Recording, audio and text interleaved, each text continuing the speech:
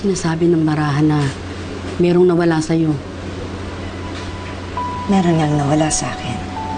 Maibabalik na. At makukuha mo na uli yung nawala sa'yo.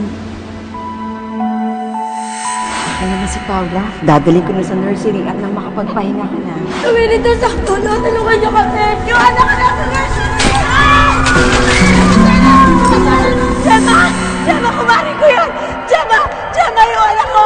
Gemma! Nasaan yung mga bata sa nursery? Kinalulungkot ko, Mrs. Wala ho nakaligtas ng mga bata sa nursery.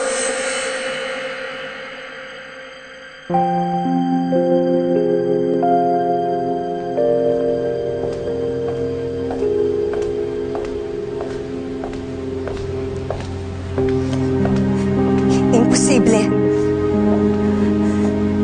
Imposible sinasabi niyo. Dahil lang nawala sa akin ay anak ko. Patay na siya. Pero ang sabi ng baraha, Mali yung sinasabi ng barahan niyo, Mrs. Paz. Paano ba makakabalik sa akin yung anak ko? Patay na siya. Oh, Tess. Natig ka na pala. Alam mo, halos magkasunod lang tayong dalawa. Nay, mukhang pagod na pagod ka. Oo, anak eh. Isang buong pamilya yung minasahe ko kanina, nakakapagod. Teka, Nay, sandali. Akin na kamay niyo.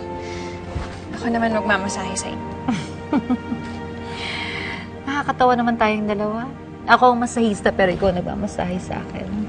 Eh, syempre, Nay, ayokong napapagod kayo. Salamat. Kamusta ang trabaho mo? Mabuti po. Ang boss mo, mabait pa siya? Opo. Talaga, mabuti naman.